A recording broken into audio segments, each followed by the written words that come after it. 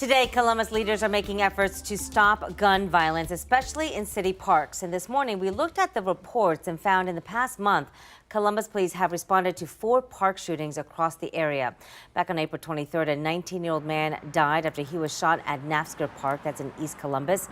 2 hours later, on that same day, police say a 20-year-old woman was shot and killed at Saunders Park.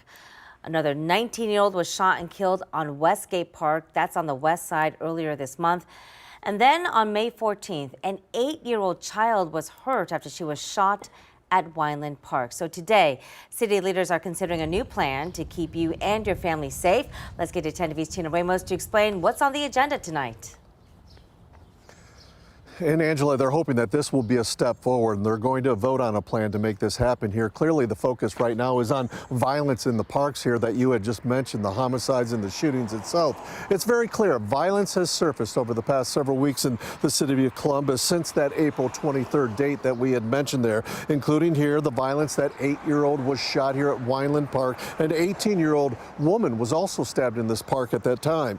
Well, now Columbus City Council is getting ready to lay out a plan that could add cameras and lights to 25 city parks and other locations. Some of the equipment would be portable so city workers can target areas that see a rise in violence.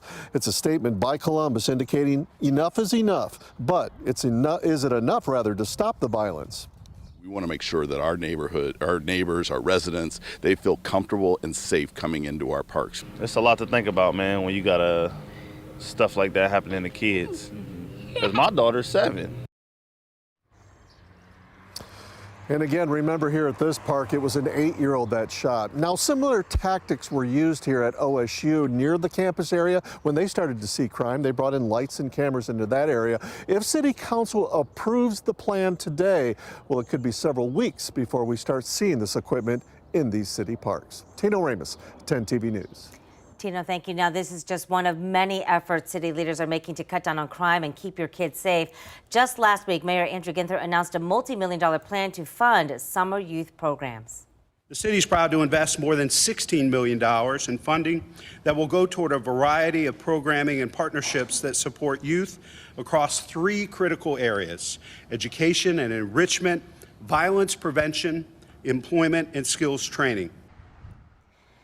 To see a full list of organizations set to receive that funding, you can look for this story on 10tv.com.